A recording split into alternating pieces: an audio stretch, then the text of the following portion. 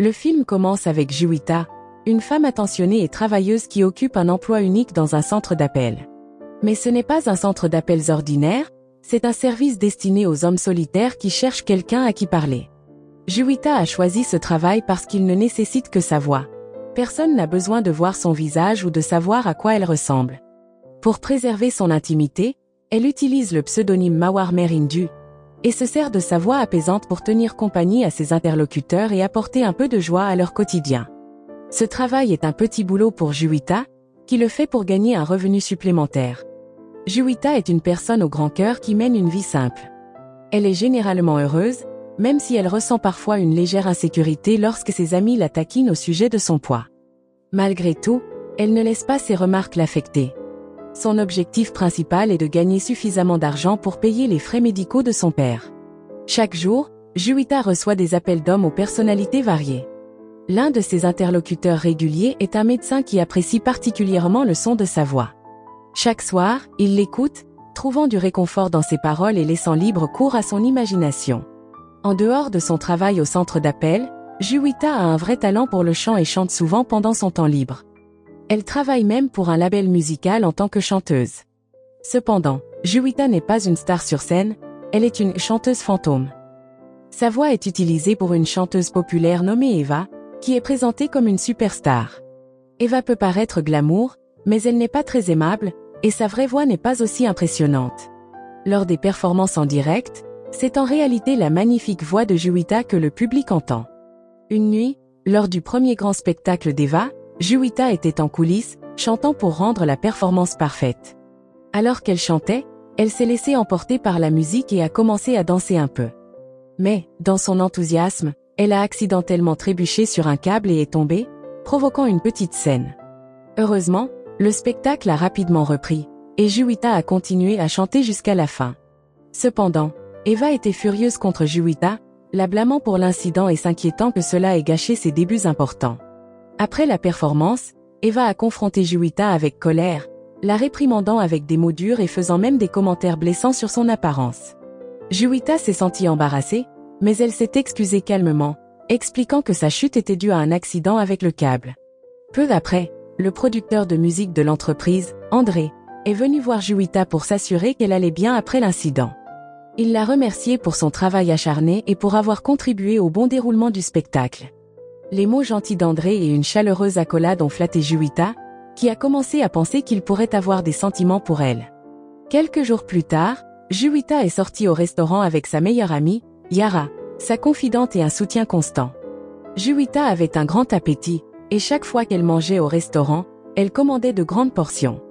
Elle n'a pas pu s'empêcher de commander encore et encore, ce qui a fini par agacer le serveur, qui devait continuer à lui apporter des plats. Pendant leur repas, Juwita a raconté avec excitation à Yara qu'elle pensait qu'André l'aimait parce qu'il l'avait prise dans ses bras après le spectacle. Yara n'était pas d'accord, soulignant qu'André était entouré de nombreuses femmes magnifiques qu'il admirait, et qu'il choisirait probablement l'une d'elles plutôt que Juwita. En raison de son apparence, Yara a gentiment suggéré qu'il était peu probable qu'André s'intéresse à elle. Yara avertit alors Juwita de ne pas s'attacher trop vite à quelqu'un, car cela pourrait la blesser. En entendant cela, Juwita resta silencieuse et se remémora un souvenir douloureux de ses années à l'université. À cette époque, elle avait un faible pour quelqu'un, mais il s'avéra qu'il ne faisait que l'utiliser pour qu'elle l'aide avec ses devoirs. Cette expérience avait tellement attristé Juwita qu'à un moment, elle avait même envisagé de prendre trop de comprimés sédatifs pour fuir sa douleur. Heureusement, elle avait renoncé à cette idée et s'était simplement endormie par terre. Lorsqu'elle ne s'était pas réveillée pendant un certain temps, les personnes autour d'elle s'étaient inquiétées, pensant qu'il lui était arrivé quelque chose de grave. Ce souvenir était difficile, mais Juwita se rappelait qu'elle devait rester forte, surtout parce qu'elle devait soutenir son père malade. Après avoir terminé leur dîner, Juwita et Yara rentrèrent chez elles. En chemin, elles décidèrent de se faire des tatouages assortis comme symbole de leur amitié. Parmi les modèles, Juwita choisit un tatouage avec les mots Hakuna Matata, qui signifie tout ira bien. Une fois les tatouages faits, elles se sentirent heureuses et retournèrent chez elles. Le lendemain, après le travail, André proposa à Juwita de la raccompagner chez elle et l'invita à sa fête d'anniversaire dans un club. Juwita fut ravie de l'invitation et accepta avec enthousiasme, promettant d'y assister. Pendant le trajet, Juwita demanda à André de la déposer à un endroit, lui disant qu'elle allait chez une amie. En réalité, elle rendait visite à son père, qui séjournait dans un hôpital psychiatrique. Elle gardait la situation de son père secrète, n'en parlant qu'à son amie proche, Yara, car elle ne voulait pas que les autres sachent les difficultés de sa famille. Sans le savoir, elle oublia son journal intime dans la voiture d'André, qui le trouva plus tard et le lut. En arrivant à l'hôpital, Juwita constata l'état difficile de son père. Depuis le décès de sa mère, il avait été profondément affecté, développant des problèmes de santé mentale. Elle espérait que le traitement à l'hôpital pourrait l'aider à se rétablir. Malheureusement, son père ne la reconnaissait plus et croyait qu'elle était sa défunte épouse. Malgré cela, Juwita continuait à le soutenir avec amour, travaillant dur pour payer ses frais médicaux. Lors de sa visite, Juwita partagea une bonne nouvelle avec son père, lui disant qu'elle était devenue chanteuse, même si ce n'était qu'en tant que doublure vocale. Elle se sentait comblée que son rêve d'enfance se soit réalisé. Elle mentionna également sa proximité avec son patron, André, et demanda à son père de prier pour que, peut-être un jour, André puisse devenir son compagnon de vie. Après la visite, Juwita rentra chez elle. Le lendemain matin, Juwita reçut un cadeau d'André, une robe qu'il souhaitait qu'elle porte à sa fête d'anniversaire. Excitée, elle raconta à Yara qu'elle pensait qu'André avait des sentiments pour elle. Ce soir-là, Juwita arriva à la fête vêtue de la belle robe qu'il lui avait offerte et invita Yara à l'accompagner. Dès qu'elle vit André, Juwita le salua chaleureusement et lui souhaita un joyeux anniversaire. À la fête, le frère aîné d'André, Richard, demanda à Juwita d'enlever son manteau, ce qu'elle fit sans hésitation. Cependant, la robe était moulante et accentuait sa silhouette d'une manière qui la faisait paraître plus corpulente, attirant certains regards. L'atmosphère changea lorsqu'Eva fit son entrée, portant exactement la même robe que Juwita. L'assistante d'André avait vu la robe offerte à Juwita et avait délibérément acheté la même pour l'humilier. Eva pensait qu'elle était bien plus élégante que Juwita dans cette tenue, et son attitude blessa profondément Juwita. Se sentant humiliée, Juwita décida de quitter immédiatement la fête. À ce moment-là, André ne put supporter de voir Juwita humiliée devant tout le monde. Il se tourna vers Eva et la réprimanda sévèrement. Mais Eva se contenta de rire, prenant cela comme une plaisanterie, car elle n'aimait pas que Juwita semble se rapprocher d'André. Cette réaction mit André en colère, et il rappela à Eva que Juwita l'avait énormément aidée. Sans le soutien de Juwita, Eva ne serait pas à la place où elle était. Juwita avait une belle voix, mais elle ne se voyait pas comme une femme attirante. Elle pensait que son corps était trop volumineux et croyait que si elle était mince et séduisante, elle pourrait devenir une chanteuse célèbre. Malheureusement, Juwita surprit une dispute entre André et Eva. En interprétant mal les paroles d'André, elle crut qu'il se défendait lui-même au lieu de prendre sa défense. À cet instant, Juwita se sentit encore plus complexée, se comparant à Eva, qui avait un visage magnifique et une silhouette idéale. Elle se considérait comme peu attrayante et pensa à faire l'impensable en prenant une grande quantité de sédatifs. Cependant, alors qu'elle était sur le point d'agir, elle reçut un appel de son service d'accompagnement téléphonique pour hommes solitaires. Un médecin voulait discuter, et cet appel inattendu fit naître une idée dans son esprit, l'éloignant de ses pensées sombres. Le lendemain, Juwita décida de visiter une clinique esthétique dans l'espoir de changer son apparence. Elle rencontra un chirurgien esthétique nommé Dr Eric et se renseigna sur les procédures de chirurgie plastique. Lors de la consultation, Juwita réalisa que le coût de l'opération était élevé et bien au-delà de son budget. Désespérée, elle tenta de négocier en demandant au Dr Eric si elle pouvait payer en plusieurs fois. Malheureusement, Dr Eric refusa sa demande et lui demanda de quitter la clinique. Déterminée à transformer son apparence, Juwita décida de révéler un secret. Elle rappela au Dr Eric qu'elle était la même personne qu'il contactait régulièrement sur l'application pour hommes solitaires sous le pseudonyme de Mawar Merindu. Choqué, Dr Eric comprit que la femme devant lui était celle dont la voix l'accompagnait chaque nuit. En utilisant cette information, Juwita fit subtilement pression sur Dr Eric pour qu'il l'aide à devenir plus belle et mince. Se sentant coincée, Dr Eric accepta à contre-cœur de réaliser les interventions esthétiques. Par la suite, Juwita visita son père pour lui dire au revoir, lui annonçant qu'elle ne pourrait pas venir le voir pendant plusieurs mois pendant qu'elle subirait sa transformation. Quelques jours plus tard, Juwita était prête pour sa chirurgie plastique et sa liposuction. Après les interventions, elle décida de garder tout cela secret. Sans prévenir personne, elle disparut de sa vie habituelle, ne laissant aucun indice derrière elle. Pendant ce temps, André était perplexe, car la voix de Juwita était essentielle au succès d'Eva. Sans elle, toutes les performances d'Eva durent être annulées, et l'enregistrement de son album fut suspendu tandis qu'il cherchait quelqu'un avec une voix semblable à celle de Juwita. Frustrée par les retards, Eva décida de prendre les choses en main pour retrouver Juwita. Elle se rendit à son appartement, mais le trouva vide. En fouillant les lieux, elle découvrit un document mentionnant l'hôpital où le père de Juwita recevait des soins. Eva supposa que Juwita avait pu rendre visite à son père et espéra obtenir des informations sur son emplacement. Eva invita alors André à l'accompagner à l'hôpital.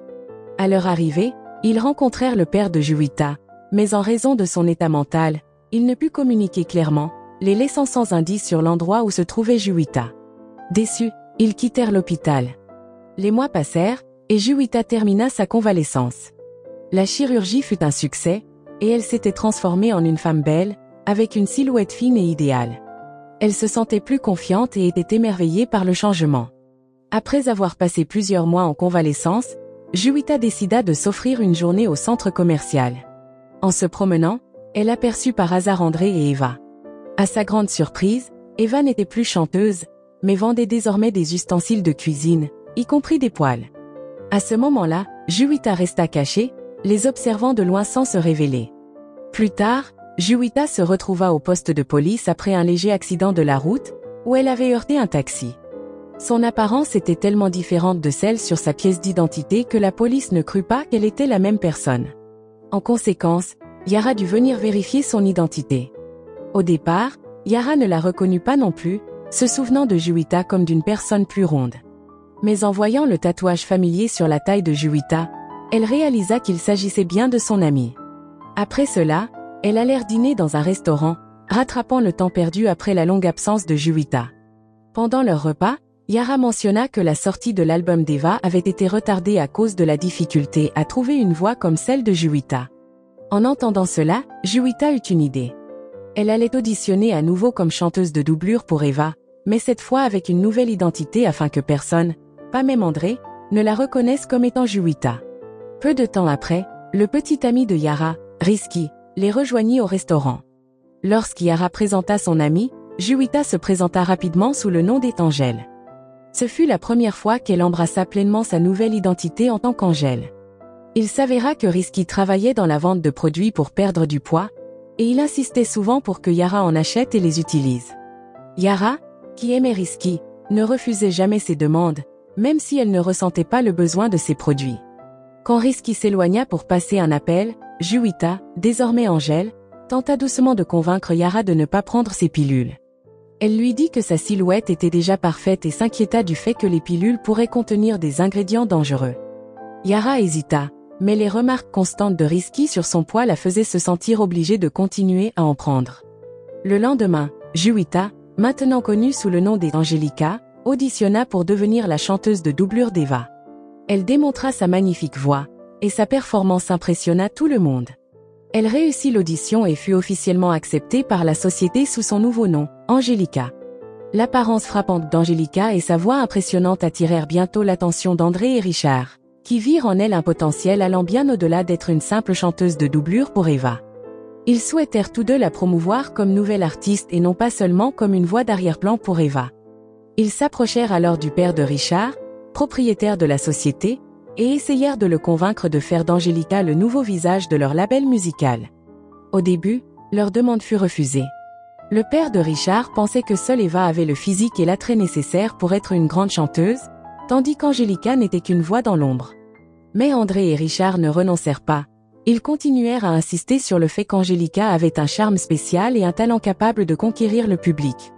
Voyant leur détermination, le père de Richard finit par accepter de donner une chance à Angelica en tant que chanteuse solo. Ce fut le début du parcours de Juwita en tant qu'Angelica. Elle enregistra son premier single et tourna un clip vidéo. Lorsque sa chanson débuta, elle devint rapidement un immense succès, atteignant les sommets des classements musicaux en Indonésie. Sa popularité créa une rivalité avec Eva, qui se sentait menacée et frustrée par le succès d'Angelica. Déterminée à retrouver sa place, Eva fit plusieurs tentatives pour localiser Juwita. Elle retourna même à l'hôpital, espérant que le père de Juwita pourrait savoir où elle se cachait. À son arrivée à l'hôpital, Elle dit à André qu'elle était déterminée à continuer à chercher Juwita pour pouvoir sortir son deuxième album le plus vite possible. Cela irrita André, qui conseilla à Eva de se concentrer sur l'amélioration de sa propre voix afin de ne plus dépendre des autres. Offensée, Eva exprima bruyamment sa frustration, mais au milieu de son éclat, le père de Juwita, écoutant calmement, offrit un conseil sage qui la laissa complètement sans voix. À un moment donné, Juwita enregistra sa deuxième chanson, mais sa performance ne semblait pas tout à fait juste. André, sentant qu'il manquait quelque chose, lui montra une vidéo de l'audition initiale de Juwita en tant que chanteuse de doublure pour Eva. Ne sachant pas qu'Angelica était en réalité Juwita, il l'encouragea à étudier le style de chant dans la vidéo. Il souligna combien le chant émotionnel de Juwita rendait les chansons touchantes, contrairement à la façon plus directe dont Angelica chantait maintenant. Juwita réfléchit à l'idée de chanter comme elle le faisait autrefois, lorsqu'elle était plus ronde. Quand elle interrogea André à ce sujet, il la réprimanda, lui disant combien il admirait le style unique de Juwita. Cette révélation toucha profondément Juwita. Elle réalisa qu'André avait une haute opinion d'elle malgré son apparence et son poids d'autrefois. Elle ressentit un certain regret d'avoir caché sa véritable identité en adoptant le personnage d'Angelica. Le lendemain matin, Juwita envisagea de révéler sa véritable identité à André et demanda conseil à Yara. Mais Yara l'avertit que tous les hommes n'acceptaient pas les femmes ayant subi une chirurgie esthétique. Offensée par les paroles de Yara, une dispute éclata entre elles. Dans le feu de l'action, Juwita accusa Yara de se laisser influencer par son petit ami pour acheter les produits amincissants qu'il vendait. Elle exhorta Yara à arrêter de les utiliser, craignant qu'ils ne nuisent à sa santé. Blessée par les paroles de Juwita, Yara éclata en sanglots et partit. Plus tard, Juwita se rappela l'avertissement de Yara. Elle se souvenait qu'un jour, elle avait demandé à André ce qu'il pensait des femmes ayant subi une chirurgie esthétique. Il avait répondu qu'il préférait les femmes avec un look naturel. Cette réponse fit hésiter Juwita à lui révéler la vérité, de peur qu'il ne l'accepte pas telle qu'elle était réellement. Le lendemain, au bureau, Juwita vaquait à ses occupations lorsqu'elle entendit Eva s'entraîner à chanter dans le studio voisin. Curieuse, elle décida de s'approcher d'Eva, et elles se mirent à discuter. Au cours de la conversation, Eva confia son intention de faire sortir Angelica de l'industrie musicale. Se souvenant des paroles sages de son père, Juwita décida de partager ce conseil avec Eva. Curieusement, c'est ce conseil qui donna à Eva un indice sur la véritable identité de Juwita. Quelques jours plus tard, Juwita apprit une nouvelle alarmante. Yara avait été transportée d'urgence à l'hôpital après avoir pris trop de pilules amincissantes. Cela se produisit le même jour où Juwita devait faire ses débuts à la télévision en direct, mais sans hésiter, elle donna la priorité à son amie et se rendit à l'hôpital. À son arrivée, le médecin informa Juwita que la vie de Yara avait été en grave danger à cause de ces pilules. Le médecin avertit sévèrement Yara d'arrêter d'utiliser ces produits dangereux pour éviter un autre incident similaire. En voyant sa meilleure amie alitée à l'hôpital, Juwita ressentit une profonde tristesse. Elle savait que Yara avait été manipulée par son petit ami Risky pour acheter ces produits dangereux. C'est alors que Risky arriva à l'hôpital. Juwita ne put contenir sa colère. Elle confronta Risky, le réprimandant fermement pour avoir poussé Yara à prendre ces pilules nocives. Elle le mit en garde de rester éloigné de Yara et de ne plus jamais lui vendre de produits dangereux. Risky resta silencieux, baissant la tête, incapable de se défendre face aux paroles de Juwita. Après cette confrontation, l'amitié entre Juwita et Yara se renforça encore davantage. Une fois que Yara fut en sécurité et en convalescence, Juwita retourna au studio pour se préparer à ses débuts télévisés. Lors de sa première performance, elle offrit un spectacle impeccable, captivant l'attention de tous avec sa voix. À partir de ce moment, Angelica fut reconnue comme une étoile montante. Son succès fut célébré aux côtés d'André, qui semblait de plus en plus attaché à elle, bien qu'il ne connaisse toujours pas sa véritable identité. Pendant qu'André s'éloignait pour répondre à un appel de son père, Juwita était assise seule, dessinant distraitement le motif du tatouage sur sa taille. Alors qu'elle attendait, elle s'assoupit. C'est à ce moment-là qu'André remarqua le tatouage et se rappela l'avoir déjà vu sur Juwita auparavant. Il comprit alors qu'Angelica et Juwita étaient une seule et même personne. Quelques jours plus tard, Richard et André organisèrent une fête pour célébrer le succès du premier album d'Angelica.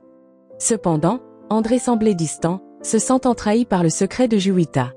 Au milieu de la célébration, Eva arriva avec un invité surprise, un homme qu'elle présenta comme un grand fan d'Angelica. À la grande surprise de Juwita, il s'agissait de son propre père. Juwita se figea, partagée entre différentes émotions et incertaine de la manière de réagir. Son hésitation la rendit distante, ce qui bouleversa Yara, qui décida alors d'emmener le père de Juwita hors de la fête. Par la suite, Juwita trouva le courage d'approcher André et de lui révéler enfin sa véritable identité. Mais, à sa grande surprise, il savait déjà. Finalement, Juwita s'excusa, expliquant pourquoi elle avait choisi de prétendre être quelqu'un d'autre. Avec les larmes aux yeux, elle avoua qu'elle avait changé son apparence à cause d'un commentaire qu'André avait fait un jour lors d'une dispute avec Eva. Il avait dit que si Juwita était belle et avait une bonne silhouette, elle pourrait devenir une chanteuse à succès. Ces mots l'avaient profondément blessée, et elle en avait assez d'être jugée et ridiculisée à cause de son apparence. Elle reconnut que le fait de le tromper était mal, mais expliqua que sa transformation était une tentative de se construire une vie meilleure. André écouta silencieusement la confession sincère de Juwita, ressentant une certaine culpabilité pour les paroles qui l'avaient poussée à changer si radicalement. Il la réconforta, sachant combien il lui avait fallu de courage pour être honnête. Avec son premier concert prévu pour le lendemain, Juwita avait besoin de repos, et elle partit pour reprendre des forces avant le grand événement. Le jour suivant marqua un tournant dans la vie de Juwita. Alors qu'elle commençait à chanter sur scène, elle remarqua son père monter sur scène aux côtés d'Eva, qui dansait joyeusement. Richard essaya de guider son père hors de la scène, mais Juwita l'arrêta, permettant à son père de rester. Dans ce moment puissant, Juwita saisit l'occasion pour s'adresser au public. Elle s'ouvrit à ses fans, s'excusant pour la tromperie et révélant sa véritable identité. Elle raconta son histoire, décrivant ses luttes avec son image corporelle, les mots blessants des autres sur son poids, et la détermination qui l'avait poussée à avancer. Elle parla également de son parcours, de choriste en coulisses à chanteuse debout sur scène sous les projecteurs. Finalement, elle présenta son père, qui souffrait encore de la perte de sa mère et luttait avec sa santé. De manière inattendue, les paroles honnêtes de Juwita touchèrent tout le monde, et ses fans se rallièrent à elle, lui montrant leur soutien et leur respect pour sa force et sa persévérance. Avec le temps, Juwita accepta pleinement son rêve de devenir chanteuse. Son lien avec André se renforça, et ils trouvèrent l'amour ensemble. Pendant ce temps, Eva emprunta un nouveau chemin, passant du chant à devenir youtubeuse, créant des vidéos sur la vie dans la rue.